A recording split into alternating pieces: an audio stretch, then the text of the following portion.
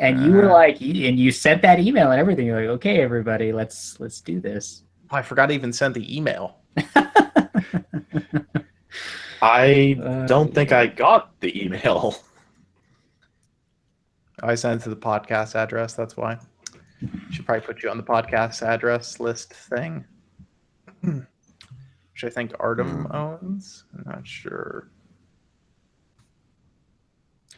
Okay. Because I kind of remember this being briefly mentioned last week, but I didn't really know if we were going to do that or not. Okay, we can try to. We can just kind of talk through what came out this year and see who reviewed what.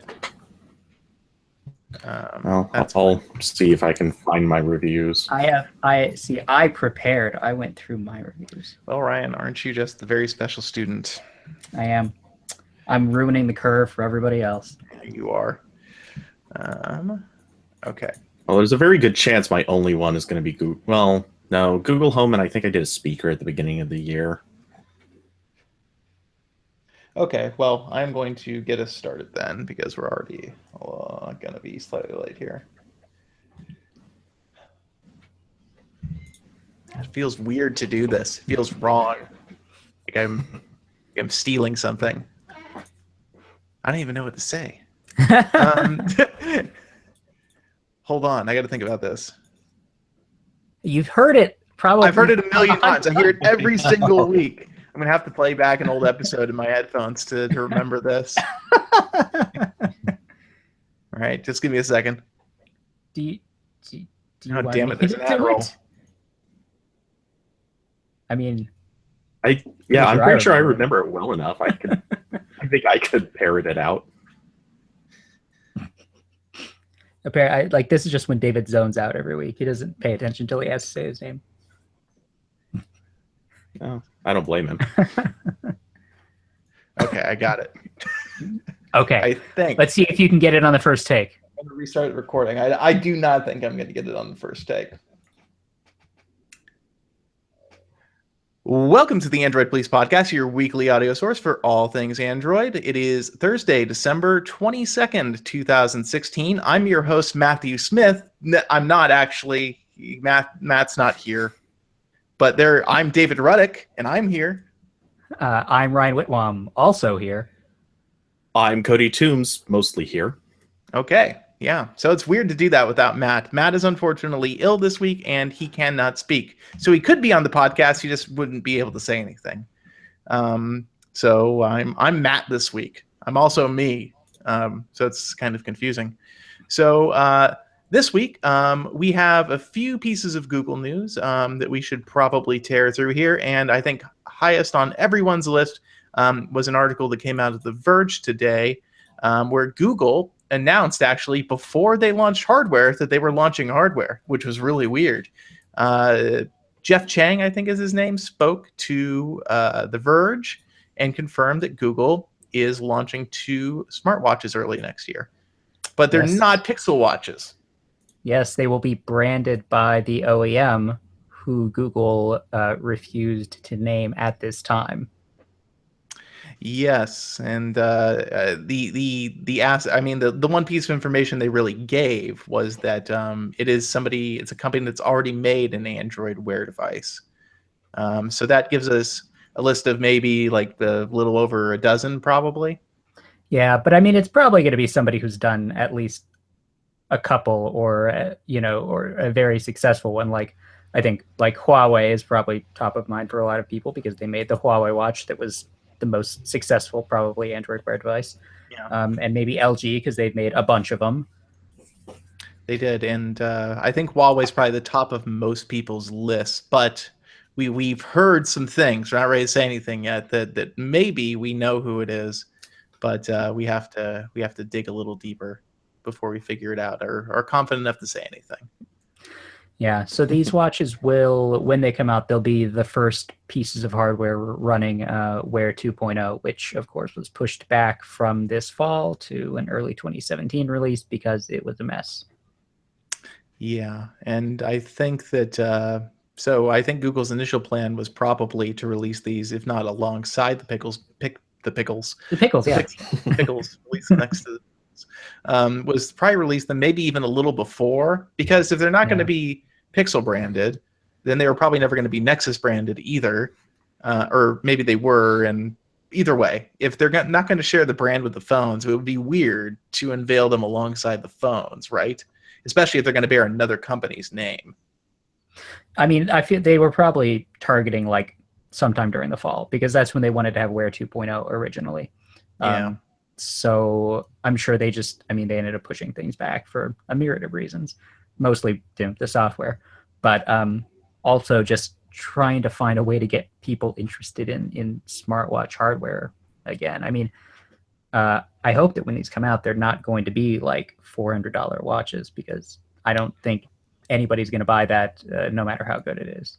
Well, I'm sure the LTE one will be probably at Yeah. least $400. I suppose, but Not LTE that on we a know watch. anything about pricing, unfortunately, but yeah. Yeah, I know. I'm sure that like one of them will be a little bit more expensive, but I really hope that Google can get one of these watches down to like under 200. That would be ideal.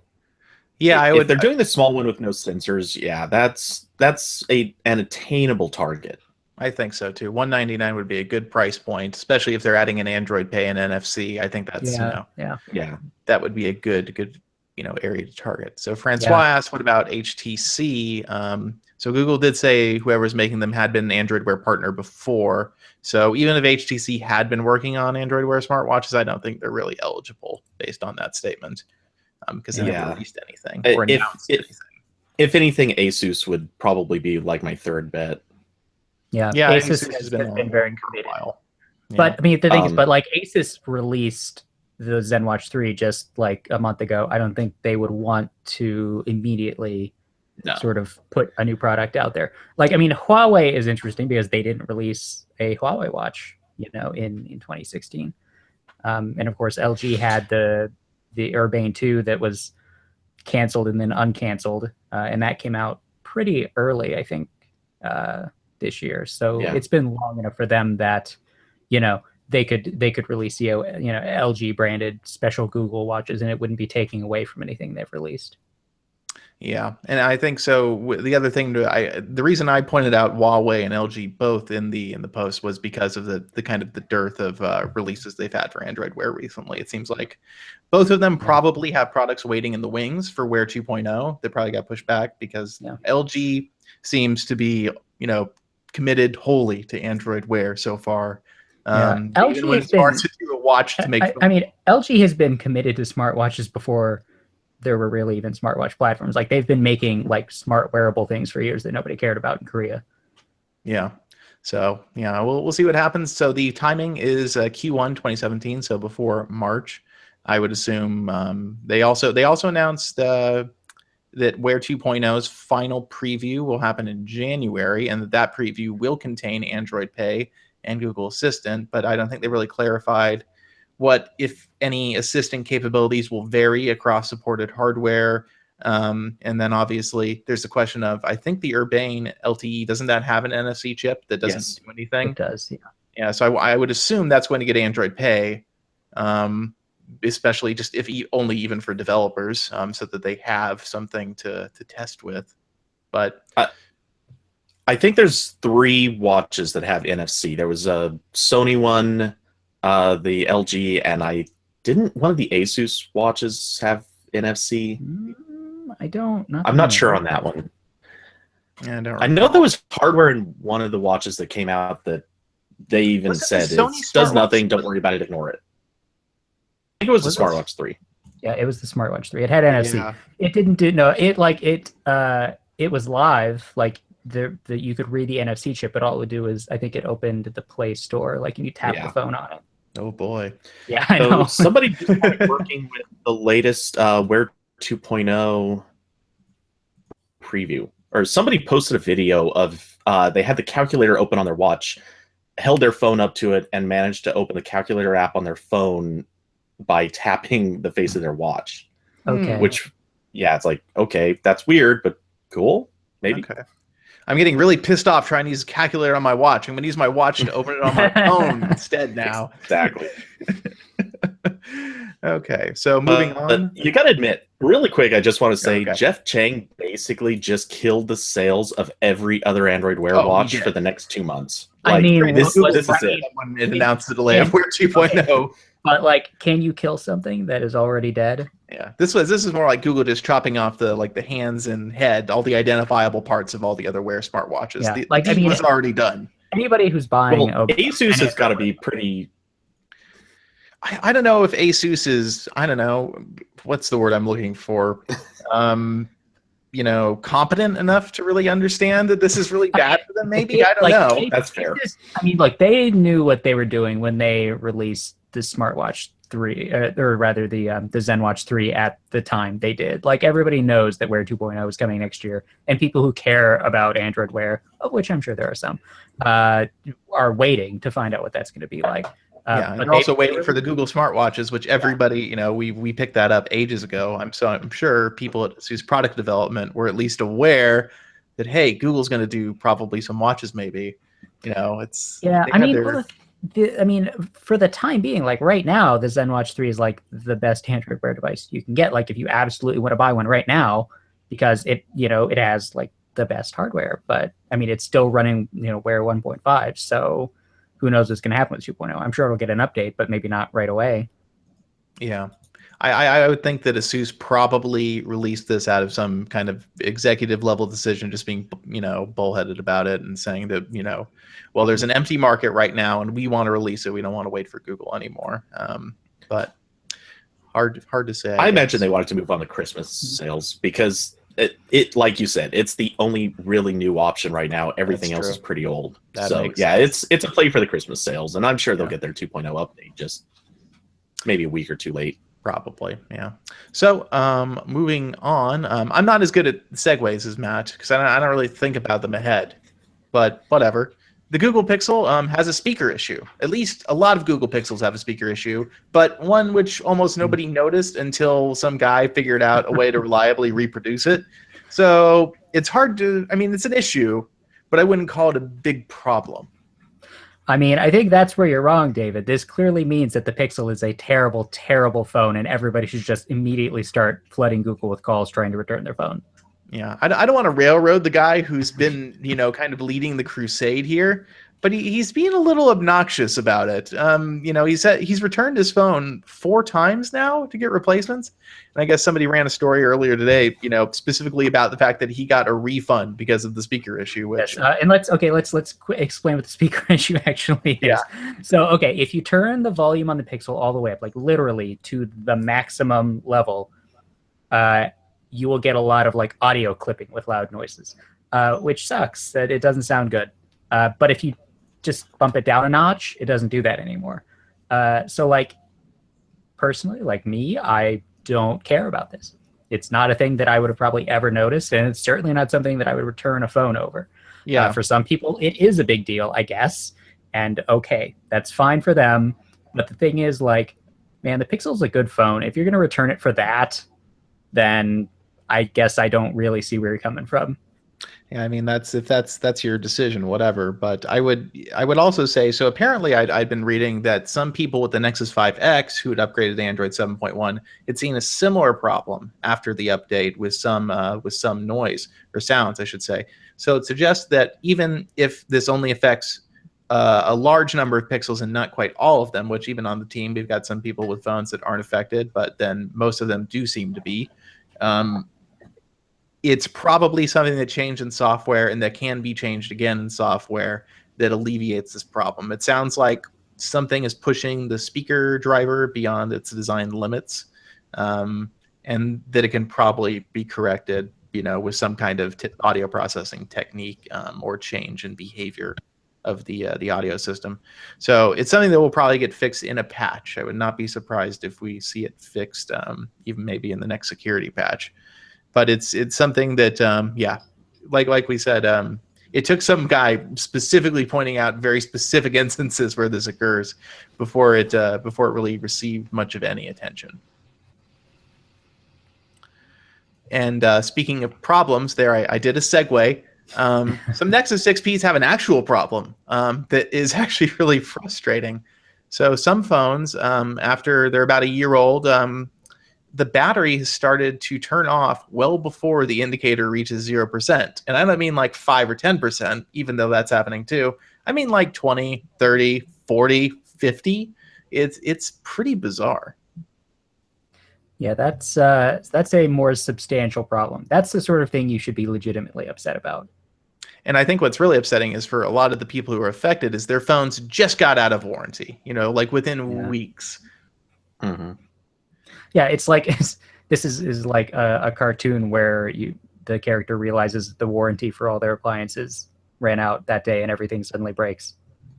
Yeah, and it sounds like Google and Huawei are trying to hash this out. We did contact Google about it, and their response was, "Yeah, we know. The team is looking at it," which is code for probably trying to figure out whose fault it is. Basically, is it Google's fault or is it Huawei's fault? It sounds like. So my theory is that it's both, because what happened is after the Android 7.1 update, especially, people who are already having this problem on a minor scale, maybe their phone died at 5% or 8%, maybe 10, suddenly started seeing that number become like 20 or 30 after the update, suggesting that something maybe in power management or something like that may have changed, and that the phones are being more aggressive when the battery voltage is dipping too low, or they're not giving the system enough voltage, something like that. But it sounds like at the end of it, though, people who are getting replacement Nexus 6Ps out of Google or Huawei see the problem go away, even if they're on Android 7.1. So if you get a new phone with a new battery, surprise, the problem is mostly fixed, it sounds like, which makes it seem like even if Google did make a change that made it worse, at the root of it, it's Huawei's problem. And it's their hardware that seems to be really the kind of the source of grief here. Yeah, this, in a weird way, this reminds me a little bit of the second gen Nexus 7. It lasted for a really long time, and then one of the, I want to say it was the Lollipop updates. It came out, and there was just this massive spike in these tablets just magically breaking themselves, like within days of. And you could trace it down to the NAND memory. It was just going bad, but yeah, like these flukes that come up after the Nexus device has been out for a while. Yeah, and so for people who are affected by this, it sounds like if you really get persistent with Google support, if you bought it from Google, they'll replace the phone and let you do an RMA and get a refurbished Nexus 6P. And it sounds like in countries where Huawei is the support channel, your chances are a lot more up in the air. Some of these channels are just blaming Google. So especially if you bought via Huawei's website or like B&H or Newegg in the US, you could have a problem, I think, because you don't have a Google Store order to reference, and so Google won't do an RMA for you usually, I don't think. I mean, you could still give it a shot. I mean, I think can try. Yeah, they were pretty accommodating with Nexus 5s a couple of years back, so who knows? Maybe. Yeah, we'll see. So hopefully we'll get some official word from Google on this. It says like, yeah, if you have this problem, you can reach out to either Google or Huawei, and they will, handle it. So it seems to be an ongoing situation. And also, it's apparently made worse by cold weather. So if you live somewhere really cold and your Nexus 6P is like you're relying on it for critical functions, maybe time to keep a spare external charger with you if you're not already doing so, because there are some stories of people, like, of things happening where their phone died unexpectedly, that could put you in maybe a little bit of danger, where maybe you're like trying to hail a cab and your phone's your only way to do it, and then your phone dies and you're somewhere you're not familiar with, and it's dark and cold and you have no idea what to do. So it's definitely a problem that I think needs to be acknowledged. And speaking of problems that need to be acknowledged, the Chromecast ongoing notification, the casting controls. I don't. Yeah. So what are you guys' thoughts on this? I mean, I have my opinion, obviously. I think Google probably had the best of intentions with this feature, because it seems at first like a very handy thing. Like, oh, that's cool. I don't have to manually connect to everything to control a cast target. But like, that's only useful if you are like one of the parties engaged in casting that content. Like if you're watching a movie or something and somebody else started it, like it's nice to be able to control it. But then you realize like, oh, this is going to show me all of the casting on my network all of the time, which is awful. It's like all the time now I have a casting notification on my phone from like when my wife is casting to a speaker downstairs in her office. And like I've occasionally like cancel it, like you know, hit the X on it, which like stops the music playing, and then I have to like yell downstairs like, sorry, I just turned off your music. Yeah, this has happened to me too, where I'm not really thinking. I'm just, yeah, I see the X button. This makes it go away. Yeah, It's just, it's bad. And like I don't know, is there a limit to how many it'll show? I I think don't it'll know. I've seen screenshots of like Not that I've more than heard of. one ongoing notification. So like I mean like if you're in an office or something with like that uses Chromecasts for stuff or like Yes. cast things, like you could it could be just horrible. But and like you can turn it off on your phone, but you can only like on your phone, like you can go in and turn it off. You would have to turn it off on everybody's phone to keep all of these problems from happening, which is just not practical. It really isn't. And the office scenario is a good one because the thing is, so people say, yeah, you can turn it off. So if you don't like seeing notifications, if that's your problem, you have a solution. Well, the problem is everybody else sees them.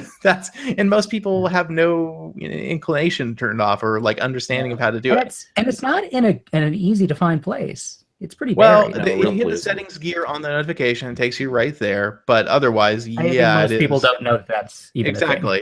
And most people see this notification and they assume, oh, I want to get rid of this. And there's this big, inviting X that screams, I get rid of this, right up there. And other people said, if you have children in the house, especially, they're going to, if they have like tablets or something and you don't turn this off on it, they're going to dick around with your casting. There are lots of situations where this could be obnoxious and only a handful where it's truly helpful. Yeah, and because this is part of Play Services, it just is on everything. Like, there's no way to just not have this. Yeah. So I'm kind of venturing a bit of a theory here. At Google, every once in a while, they'll do this thing where they like some kind of a feature. They'll put something out there, and as this is a bad idea. You probably shouldn't have done this. And this capability has been around for about a year, I think. The Google, what used to be called the Chromecast app or Cast, whatever. Anyway, it has always had the ability to do these things. They just added the notification. Nobody knew that the Cast app could do this. They're putting this out there as a notification, basically just to raise awareness. And in like a couple more weeks, it'll just magically vanish. That was probably always the plan. Maybe. I mean, that would be nice if it was the plan. It definitely had resonance. I mean, some people very much were for keeping the notification, but it seemed the general sentiment was kill it with fire.jpg. Yeah. I mean, they could just make the notification feature opt-in. Like, if you want to turn it on. Well, Yeah, it should be opt-in at the device level, and like Yes. you should be able to say, no, I control this Chromecast, period. It's me. Yeah. Or at least don't notify everyone else about it. They can control it, but don't notify. And likewise, you should be able on your device to say, you know what, this Chromecast, yeah, I don't have any interest in it. It's not mine. I'm not touching it. Make that one go away. But I want the ones that I have at home to still work.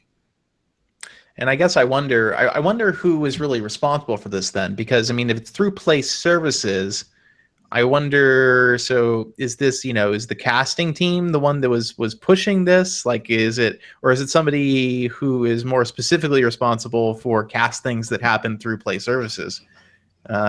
Maybe it was somebody's pet project. Granted, releasing something to potentially tens or hundreds of millions of people probably needs a little bit of oversight. This should have been an A/B test thing. Yes, very much so. But hopefully Google will eventually, hopefully Cody's theory is right, and that this is just a temporary way to say, hey, this is the casting stuff. Yes. Aren't you glad we've annoyed you with this for several weeks? Yeah. Yes. But hey, now that you know it's there, but at the very least, they really just needed to switch to the default off instead of default on. Like, picking defaults is just such the thing here.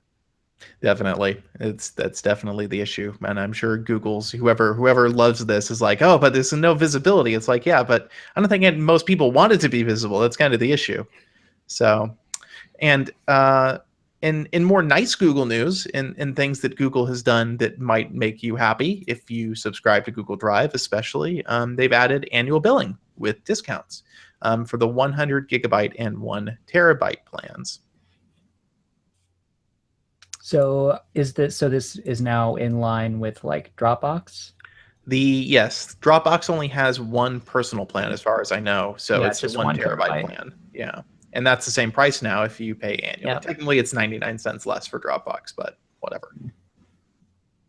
Mm. And the 100 gigabyte plan for Google Drive is now $20 a year, which is $1.67 a month. Yeah, I still have a bunch of grandfathered storage on Drive from like phone promotions. Yes.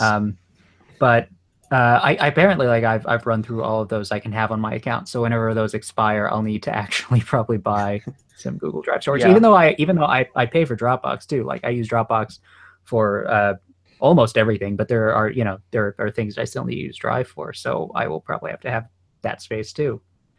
Yeah, probably. I will go to the 100 gigabyte plan when the last of my 100 gigabyte promos expires in early 2018 or something, I think.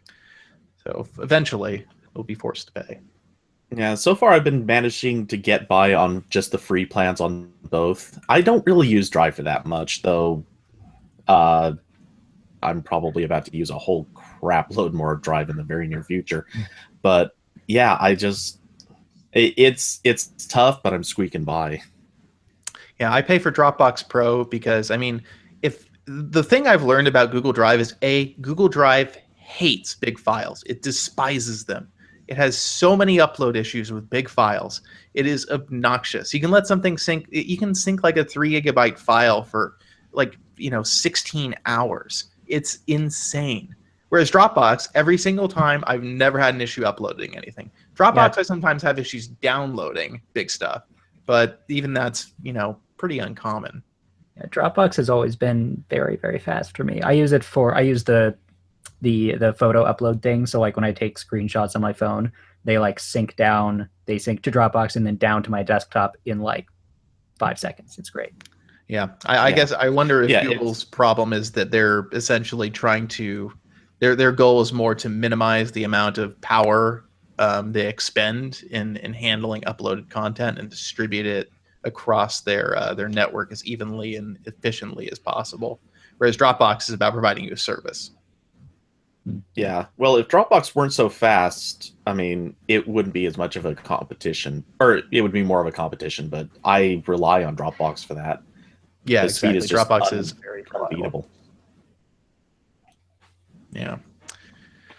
And so that wraps up most of the Google news for this week. We have some small hardware rumor news. We leaked earlier this week some photos of the 2017 version of what we believe is the 2017 version of the Shield Android TV console. And the interesting thing that we can seemingly divine from the photos is that there are two sizes, and we have not yet come to any kind of consensus as to why that could be. Now, I don't really have any good ideas at this point. Yeah, I don't know. I mean, like, so right now the Shield comes with a regular 16 gig capacity, and then one that has it's like 500 gigs with like one of those hybrid drives. I mean, maybe one of them is bigger because it just has like a crap ton of storage in it.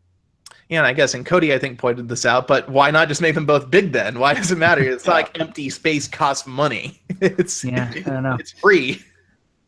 Yeah, that is a good point. I don't know. The most practical reason I can think of is maybe they're just trying to do the whole sort of like Microsoft do this a lot with their game consoles. The new model is always the slim or the small, or somehow they shrink it down, and that's how you can tell this is the improved version. I could kind of see maybe that's what they're going for. I don't know. Maybe Just it's seems just weird. maybe it's just wimpy, hefty. I mean, I don't really. I guess the only explanation that makes any sense to me is the hard drive thing, and even that like doesn't actually make much sense. It just I mean, can make sense. maybe like a product person would be able to explain some sort of rationale for this, but it seems like the sort of thing that somebody would think is a good idea, like make the one with more space physically bigger. All right, and so the thing that we can tell has been redesigned quite noticeably is the controller, which looks as though it got lost in somebody's CAD doodle. Like I don't. Artem thought it was really cool, but Artem also likes the way V-Moda headphones look, and so It it's is not a cool. Here's the thing. It is a low poly controller. It's like low poly in real life. And if you've played any mobile games lately, you'll know that low poly is totally in right now. So it's so in that it has leaked into the real world. It is stealing our detail from the real world.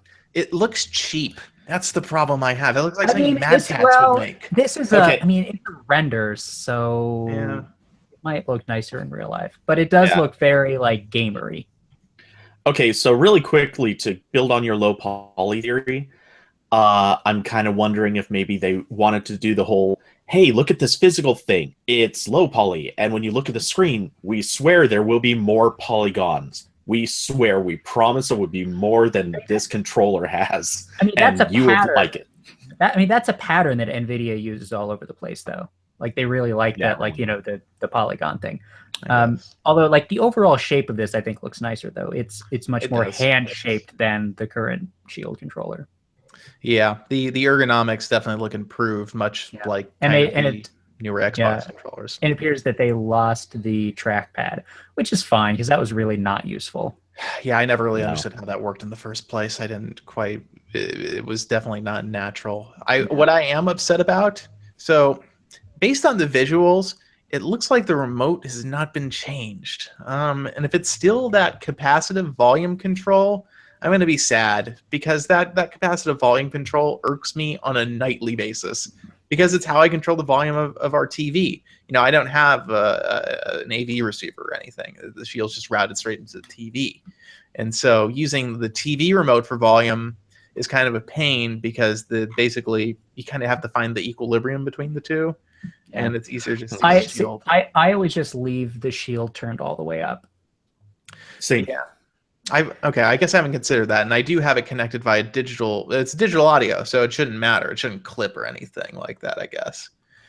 So maybe I should try that or something. I don't know. Yeah. So, I really would love to see that change. The other thing, and I know it's a small, well, maybe not that small of a thing. It drives me absolutely crazy. They don't have a play pause button on the TV remote. Yes, it really drives me insane too. Yeah, and it's different in different apps. It's unclear. That's the problem. Yeah, It I got doesn't so do that used to button. that with the Nexus player, and then when I switched to the Shield, it just drove me crazy for months. Yeah, I'm used to it now, but I stop don't the war want on to be. buttons. Okay, the war on buttons does not need to extend to my television remote. I like my buttons; they're okay. I Well, don't have an issue with them. If nothing else, give me the ability to remap the mic play pause button. Oh yeah, because Because I never use seriously, that.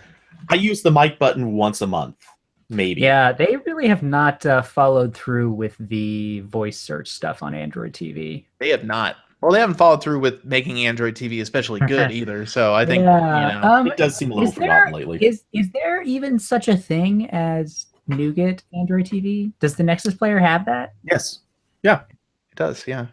The Shield TV will probably get it whenever. NVIDIA's development map seems very haphazard.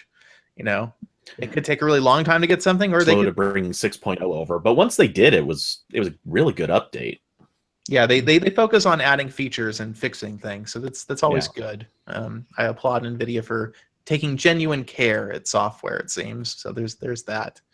The other thing I'm curious about in regard to these is like, what are you changing inside? Are they going to announce a new mobile like Tegra chip? Like, are they going to iterate?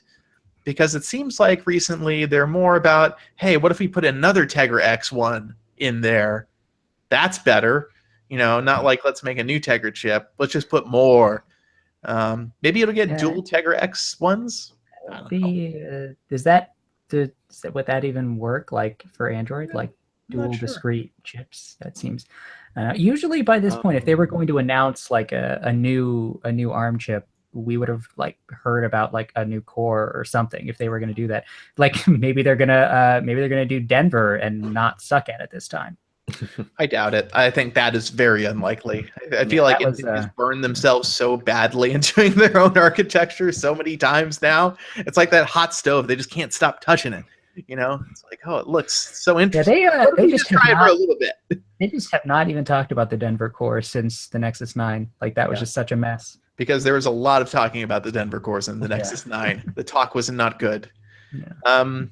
So moving on to HTC news, which is something we don't say very often anymore, unless it's in regard to the Pixels. HTC is having an event on January 12th, and I honestly am completely flummoxed as to what it could be. I don't have any ideas whatsoever.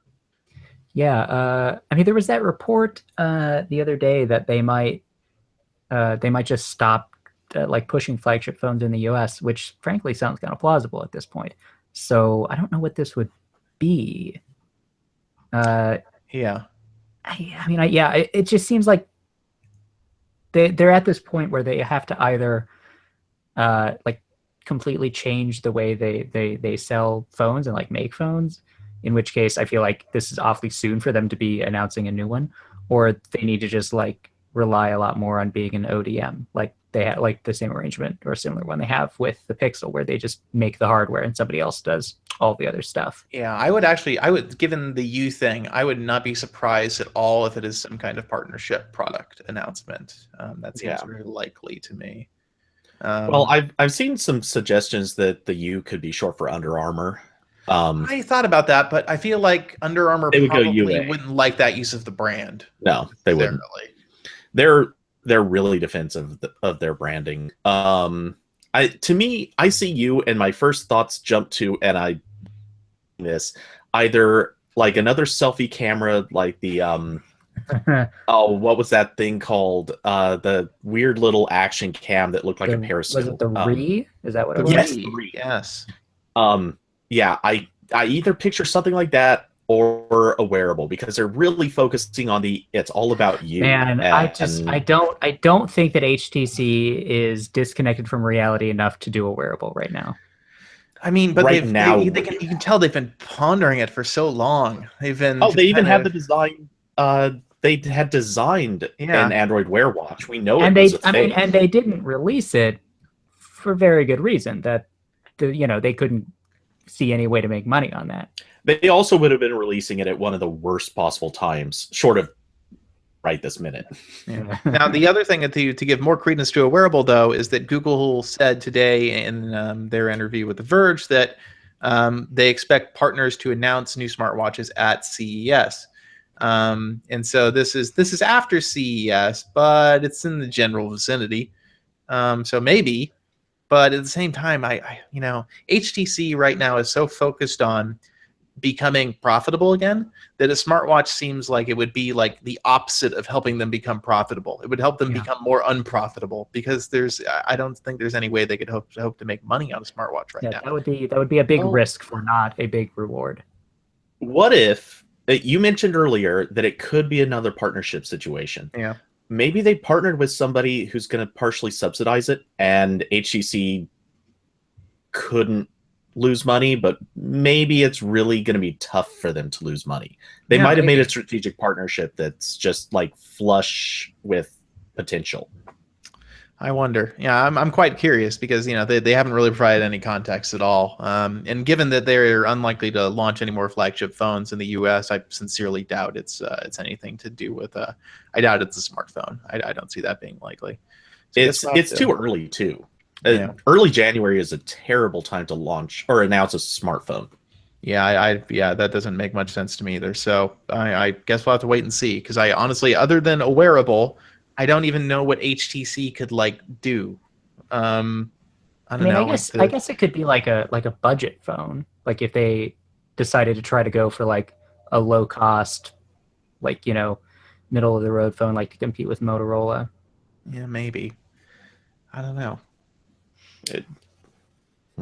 I can't imagine it would have any spin down the like going Vive related.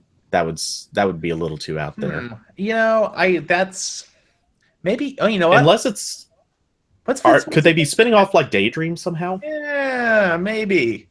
But I feel like the Vive brand is such its own thing, and they would probably want to say it's like Vive Mobile or something, and they would probably have the Vive branding and not the HTC, because Vive's exactly its own company now. So, all right. Well, I guess we'll have to see if anything leaks out about that, because, well, it's HTC and things usually do.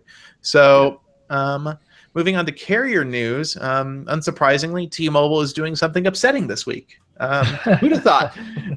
So they are taking their T-Mobile One plan, which was already 2 plans, and making it 3 plans. Isn't this isn't confusing at all? They should have thought more carefully about the branding for this. Yeah, I feel like because their initial plan was, you could tell there actually was only going to be 1 plan. And then everybody's like, this plan sucks. And then T-Mobile's like, never mind, there's 2. And they both suck. And now there are 3 that suck. There are. And so the thing that so I wrote this thing saying T-Mobile's the most consumer unfriendly carrier in the United States now, out of the big 4. I mean, there might be like budget carriers out there that are really shitty to their customers, but I don't really care about them. Out of the big 4, I think T-Mobile's like doing the most consumer unfriendly things in terms of their plans, at least. And one of the things that they did yesterday was, so basically the way it worked was this previously. Just hold on to me here, because it's really boring carrier plan stuff. But before today's split, they had 2 plans, 1 and 1 Plus. And 1 had, I want to say, it had unlimited tethering at 512 kilobits a second, which is really slow, really, really, really slow. And it had this thing where your video quality was capped no matter what. You could buy a single 24-hour pass to stream full quality mobile video if you wanted. But $3. Yeah, it's $3, which is a ripoff. It's ridiculous. And so what they did today is that they split the Plus plan into the Plus and Plus International. So they decreased the price of the regular Plus plan by $10. And I mean decrease it as in they stripped features out of it and put them into the Plus International plan. So what they did is kind of tricky. So if you're on the current Plus plan, you're already paying $25 more a month, I believe, to get all of your extra features, your unlimited LTE tethering and your unlimited HD video passes. So they'll move you to Plus International automatically if you already have those features. You could also downgrade to regular Plus, which gets rid of the unlimited LTE tethering speed. So it's no longer unlimited speed tethering. And so the idea here, I think, is to, once again, help discourage people from tethering a lot. So if you're a new customer trying to sign up for T-Mobile, you go to T-Mobile's website and you look at the plans. You can sign up for the 1 plan. You can sign up for the 1 Plus plan. There's a little checkbox to add it during your checkout. But if you try to sign up for 1 Plus International, it says, no. You need to call this phone number for this plan or go to a T-Mobile store, which is T-Mobile's way of saying, screw you. If you really want this, we're going to make you work for it a little bit. Now, what you can do is sign up for the 1 Plus plan initially and then wait for your T-Mobile SIM card to ship or go to a store and get your 1 Plus International.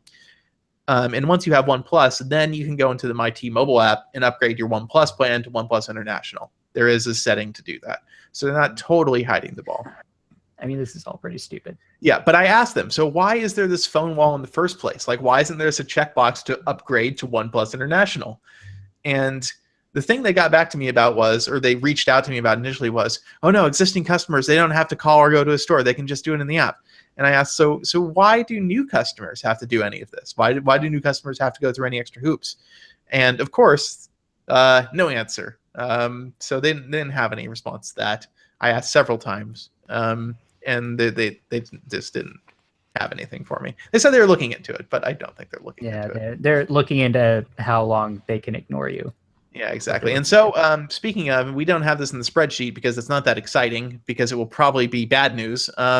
There's another Uncarrier event at CES this year, so John Ledger is going to put on a spin in news. Yeah, he's going to sell a terrible thing as something good. Yeah. That's his job now. And he just looks so desperately uncomfortable, right, in his skin. Yeah, the character has become a hard sell these days. And like if like I tweeted this the other day, like I really like T-Mobile because I have an old grandfathered plan. I have one of the simple choice plans and it's great. It's a good value. And I get like, I can turn off the binge on stuff. If I were like not a T-Mobile customer right now, I would probably not sign up because the plans are really bad. They're really, really bad. Yeah. Like, And there's, like $70 for unlimited data that doesn't even get me like HD video. Like that's stupid. And then if you want to pay an extra, what now, $15 a month for the unlimited day passes, you still have to turn them on every single day. And a lot of phones, you actually have to reboot after you request the day pass for it to actually activate, which is ridiculous. Yeah, everything T-Mobile does right now is designed to decrease load on the network. That's all they care about. And they want to do that because if they can decrease the load on the network, they can maintain minimum acceptable performance and add new subscribers and increase revenue without investing too much more in the network itself. It's all about just making more money. They can say unlimited until they're blue in the face, but their only interest is in cracking down on the activities that actually consume lots of data and are relatively common. So streaming a high definition video and tethering to another device. The biggest and easiest ways to consume data. And of course, they're the ones that T-Mobile happens to be restricting a little bit here and there. I mean, and it's a bummer because T-Mobile, they did a lot of really good, important things, I think, for the mobile industry in recent years. Like, they are essentially responsible for ending the 2-year contract as like a thing. They were the first carrier to do that. With the payment plans, and now that's just the way most people get phones. Which, ironically enough, is actually financially beneficial to the carrier, right? Because they don't have to subsidize one of the few times when it seems like our interests align. Yeah, I guess kind of, but now you have all these promos where if you bring a phone to a carrier, like, oh, we'll pay your stuff, we'll pay you to port in, we'll give you line credits, which is essentially a subsidy. So now they're just subsidizing you on a month-to-month basis. So they're kind of going back to the old ways of trying to steal subscribers from each other. They're just using a slightly different stick to the carrot. We aren't going to slap you with an ETF, but you aren't going to get these sweet service credits that we offered you anymore when you leave. So the whole industry is it's a lot of shuffling of chairs right now. Finally, our last story on the spreadsheet, though not the final item. I thought this was interesting, and when I posted it, there's a report that says, based on some app analytics, that the number of Galaxy Note 7 still in use is like 3 times greater than all of the LG V20s in use. Which is so sad for the V20. Yeah, it's also kind of sad for Note 7 users. Oh, it is. It's sad for everybody. Their shit's going to blow up. Yeah. It's an interesting, so the thing is the V20 wasn't sold in as many markets as the Note 7. The V20 is not available in Europe. So you got that entire continent that you're having to cut out. But still, I think Samsung could easily say that over 90% of Note 7s worldwide have been returned at this point. And still, that remaining 10% is 3 times I swear many. I read it was 93% even, which when you consider just how quickly they moved on that, and they didn't even allow sales in a few countries, right? Yeah, there were a few countries where I think it never went, or was available very shortly. Yeah, so the Note 7 was crippled on its sales numbers really quickly, and it still managed to amass just massive numbers. Yeah, it's pretty ridiculous. So, in light of it being near the end of the year, though it is not our year-end episode, we'll supposedly have that next Thursday, assuming everybody can make it. We wanted to talk about reviews throughout the year, or just general articles too, like things we wrote that maybe we don't necessarily agree with anymore, or maybe we do or want to make some modifications. So yeah, I'll let Ryan prepared. Me and Cody did not prepare. Cody because he didn't get the email I sent, which was my fault, and me because I just forgot, and that's what I do. So Ryan, take it away. So I feel like if you've been paying attention, you probably noticed I reviewed the new Sony X phones, and I didn't give them particularly good reviews. But I gotta feel like maybe they should have been worse reviews. Is that like? I got it wrong. They weren't bad. They were worse than I said. I mean, it's like there's always this like this feeling when you write a review, you don't, if it's like a bad product, like you can say it's bad, but you still want to like talk about the things that are good, because you don't want it to be, you don't want it to read like a hit piece, because then people just get all up in arms. But then that sort of gives the idea that there are like good points for the phone, and that means you should maybe get it if those sound like things you care about. But that's not necessarily the case, especially with the Xperia X series. Like they're bad phones. People should not buy them. They're just God, they're bad. The like I had the X and I think the X performance reviews back in like the May-June time, and man, like the more I think about it, the more I can't imagine telling anybody to ever buy them for any reason. Yeah, the one phone in that series that I feel like I owe a little bit of defense to is, especially after they knocked a bunch of the money and knocked the MSRP way off, down like $430, was the XZ, which is well spec'd. I don't know how it does on camera, and I honestly think Sony's software layer is really ugly. But it seems like A, it's selling pretty well, and that B, Sony immediately realized the MSRP was ridiculous and slashed a bunch of money off of it. And Sony is pretty decent about updates too, lately at least. In the past, they were very hit or miss. It seems like lately they're starting to care again. I guess the question is, does Sony plan to just get out of the mobile business anytime soon? Because as an owner of the phone, that's probably your foremost concern regarding future support, is Sony decides they don't want to make phones anymore, and so they stop supporting yours. Yeah.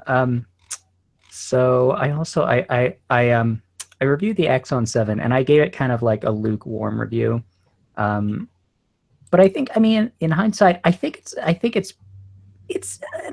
an okay phone. Like I can understand why people would buy it. I personally am very annoyed by ZTE's software changes.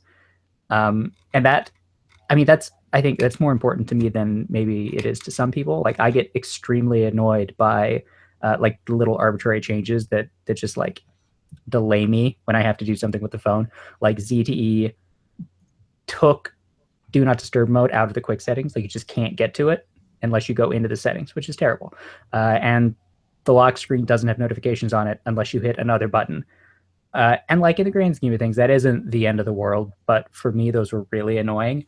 And I complained about them at length in the review. But I mean, I don't want to give the impression that it's like a terrible phone. I mean, it's fine. And it competes well enough with the OnePlus 3, even though I think the OnePlus 3 is better. But I mean, the Axon has been coming down in price a lot. So I mean, if you could find a good deal on that phone, I think it's probably still a good purchase. Yeah, the original Axon 7, I think they've dropped it to what, $299 now? Yeah, I saw it. I've seen it at $299 a couple times. So yeah, so it's pretty cheap. I would say the one thing is that the new Enhanced Plus Pro whatever version is stupid. Don't buy it. It's way overpriced. No, don't do that.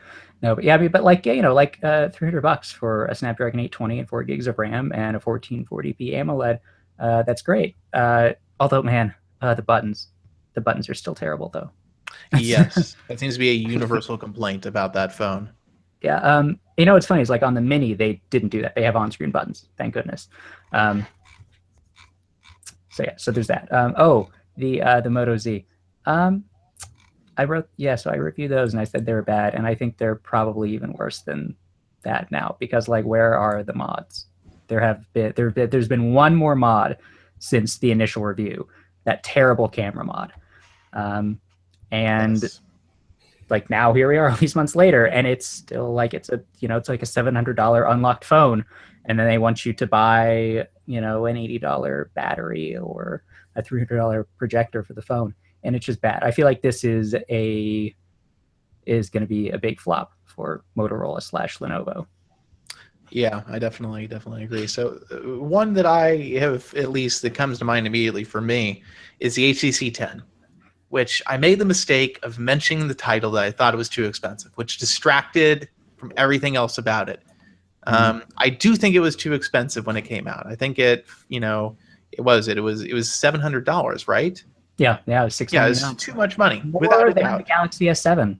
Yeah, it is too expensive. I completely stand by that statement. It's $600. I think that's perfectly okay for what it is. I don't think that's super competitive, but I think you can justify it. I made the mistake of hinging on the price and the title and the conclusion. I shouldn't have done that because overall, it's a very good phone. It has a pretty good camera, not the very best in high-end smartphones right now, but still perfectly respectable. It performs very well. The battery lasts a long time. It looks nice. It looks different. It looks different in a way that, it kind of reminds me when HTC came out with the original M7. And it was like, whoa, that phone looks totally different from every other phone. And HTC kind of had their moment in the sun, even though they were already on their kind of downhill slide in terms of market share. But I feel like, focusing a little too much on the money didn't give the HTC 10 its due. I think that in terms of updates and everything, HTC's also been pretty good. The Unlock 10 is already getting its nougat update, and HTC seems to be at least semi-reliable about Android security updates too. So, and they got the protection plan, which I've heard the customer service on is absolutely horrible. But if you can't get your phone through, if it does break, it's something that you get that you don't get elsewhere. So I feel like, I didn't give it. I feel like I kind of kicked it in the shin before it had a chance to really get off to a running start there. Yeah, the situation with the HTC 10 makes me sad because it is a good phone. Like if you ignore the sort of inflated introductory price, like I mean it was fast and it had great and a great design, and like the chamfer on the back, like it looked kind of crazy in renders, but it's actually very nice when you're actually holding the phone. But then like it just didn't sell well, and it's like that was HTC's shot, and it was a good shot. It just didn't work, and that's a bummer. Yeah, and I guess another device that I've had some second thoughts about is probably the Galaxy S7 and S7 Edge. The speed, especially over time, gets to be ludicrously slow. It's like it grinds to a halt, and it happens to all Samsung phones. It feels like, just the responsiveness of things. If you go from the Google Pixel to the S7 Edge, oh my God, it's like you can't. It's torture. You can't deal with it anymore. I tried to use an S7 Edge the other day because I have a coral blue one here that we used for our top phones photos, and I was like, there's no way I can go back to this anymore. It is just too damn slow. So I'm hoping strongly, I said in the review that it was fast enough. I don't think that's true anymore. It's not fast enough. It's too slow. The Note 7, for the time that I had it, was even worse, though. So I think Samsung has a lot of improving to do on speed. I don't think they get enough ribbing in the mainstream tech media about it. I think somebody needs to be a little more on them about the performance optimization, because I feel like what they've done is they said, we're happy with how the Galaxy S6 performed. Let's never make a phone faster than that. Let's just always make them use less power so they have more battery life. And I think it's a dumb strategy. I think it comes far too much at the expense of user experience. And I wish I'd taken them to task a little more for that over the year. Yeah. How do you feel about the G5? Do you feel like you nailed that one? I think, that the G5 got what it deserved. The G5 was, trust me, HTC's PR was super pissed off when I said it, called it or LG's, when I called it, the title was a bit of a mess, frankly. Which it was. I remember the day after, or maybe it was the day after you posted that, we were like in the chat room, and I was like, oh, I wonder what time it is in Korea. And I looked, and it was like 9 a.m. I'm like, oh, hey, David, you're probably about to get an email from somebody in Korea. Oh, my God, yes. That was a very furious email. It's the most furious Ken Hong email I've ever received. And I've received a couple. But I stand by that. I think LG did not have a coherent product strategy. I think the product itself was uncompelling. They might have been upset, but I think the market has proven you very correct. Yeah, the G5 sold terribly, and you can say what you want about that being, kind of a self-fulfilling prophecy, but I think that LG just totally missed the mark. I think, next year with the G6, if they don't radically revamp on certain fronts, especially making their software less damn ugly. Like it's, LG, excuse me, I keep getting confused. LG has done a good job in the last couple of years of inching off in terms of unnecessary modifications to the OS. They've been pretty decent about that, I think. I think even on the V20, they've adopted the quick setting style that Google uses for Nougat and everything. So it's themed a little bit, but getting closer to stockish. The software colors and everything, they're still really ugly. It's that awful teal, cyan blue. And the other thing is their cameras aren't very good. That's really been an issue this year when you have the S7 and the Pixel having such great cameras. The dual camera thing is cool, but at the end of the day, it's still mostly a gimmick. It can do some cool stuff, but I don't think that sells a phone. I think that sells you a feature, but it doesn't sell you the package. LG's quick on updates, but the battery life on their phones has been consistently subpar compared to everybody else's. So yeah, I think that LG underperformed this year, and unfortunately, they largely received negative attention for underperforming. And that's why I didn't review the V20, because it was so mediocre that by the time I got around to really caring about the phone and thinking about writing a review, I thought there's nothing interesting I can say about this. For the people who wanted to buy it, they were going to go buy it anyway. And for what it costs, like $800, there was not enough that compelling there. So, I think LG had a bad year, and I think as much as it's easy to say, hey, you hated on the thing that was easy to hate on, it was hateable for a reason. I mean, those modules were bad. Yeah, and they're abandoning that. I'm sure that is completely out the window. Yeah, I mean, they released none of that. They released they didn't ever even release the hi-fi in the US, so there was just the camera grip, which, come on, give me a break. Yeah, that was terrible. I guess did we actually review the Honor 8? Let me double check that, because I think that would have been me, right? Yeah, it would have been. Yeah, so I said a bargain of a phone if you can live with it. So I would say that compared to some other software layers out there from China, EMUI is bad, but it could be worse. I know, if you use what's the one that showed me? Is that MIUI? EMUI, or no, excuse me, my MIUI. Yeah. So yeah, comparatively, that's a lot worse. EMUI is leagues better compared to what Xiaomi does. So I mean, it's the best of all the crazy Chinese interfaces. Yeah, and with EMUI 5.0, which I do have on the Honor 8 here, things get a little better. Huawei gets rid of their unnecessary power saving stuff and notification mishandling, and a lot of that does seem to be getting fixed. I still think it's unnecessary convoluted to navigate, and I think it interferes with the typical Android aesthetic, at least on phones here that are sold here in the West, too much. Yeah. Are the notification icons in the status bar still full color? Because that annoys the crap out of me. I think the notifications are better. I remember them looking better. So I think they did address some of that.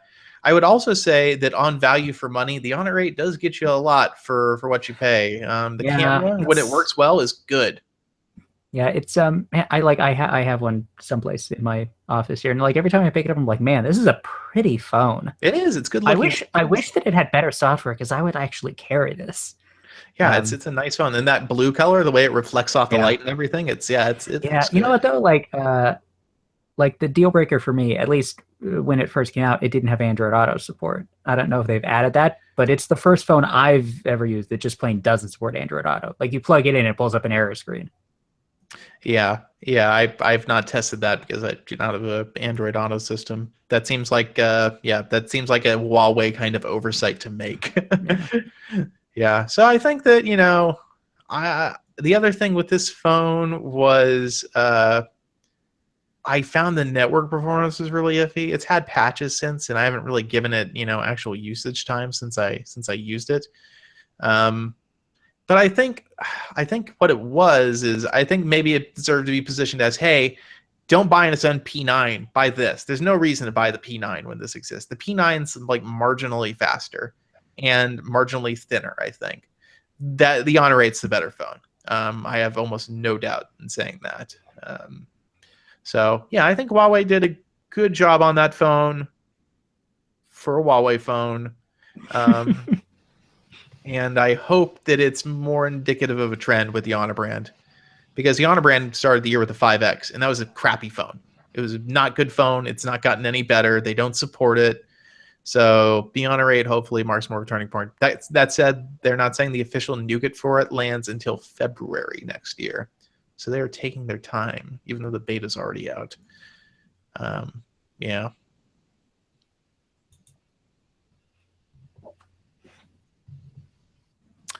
Cody, did you have any? I know you haven't reviewed many products this year, but maybe things you've said. Okay, well, I'm going to take one moment and do the most snarky, obnoxious "I told you so" ever. That modular phone Google was promising out of ATAP. Aura, thank you. Yeah. I said it was going to die. It died. I'm just going to pull my "I told you so" card on that one because I knew that thing was a lost cause. It's the end of the year. You can have one. You know? Yeah. And Aura was like the Duke Nukem Forever of phones. So, oh my God. Yeah, except Duke Nukem Forever, at least you wanted to see it come out. I wanted Aura to happen just like morbid curiosity. I like it's something that weird deserves to have a shot. Yeah. Yeah. I mean, the technology, I said it before, I'll say it again. Neat technology, some good ideas. Making a phone, totally wrong. Terrible idea. So yeah, that'll have to be my card for the year. I don't know. I've been looking back through all my old articles, and it's surprising how many app updates I cover. Seriously. And the one thing that's standing out to me is how many apps I cover. Kind of big features get added to them, but they're apps everyone thinks are dead, like YouTube Music or, well, Google Plus. We could go down that road forever, but yeah, there's a lot of apps. I always see people say, "Wait, people still use this?" And it's like, yeah, seriously, people really do. Yeah. But yeah, just weird perspective on things. So far, the reviews I have done, I actually still stand behind pretty much all of them. I did a couple of speakers and this weird Wi-Fi controlled light. I did Google Home, of course, but just a few weeks ago. So my opinions haven't changed much, except maybe that home automation, I care even less about it now than I cared before. Well, that's that a good. Ringing Google Home endorsement. So yeah, I think that rounds us out for this week. Thanks for listening, everyone. I don't know the end spiel, so maybe I'll add it in post. I'm not really sure. You can leave us a voicemail at 530-HELLO-AP. We do like getting the voicemails. They're kind of fun. Usually because it makes sure we don't get an email that's like 8 paragraphs long. Don't send an email that's 8 paragraphs long. But if you do want to email us, I believe it's podcast@androidpolice.com.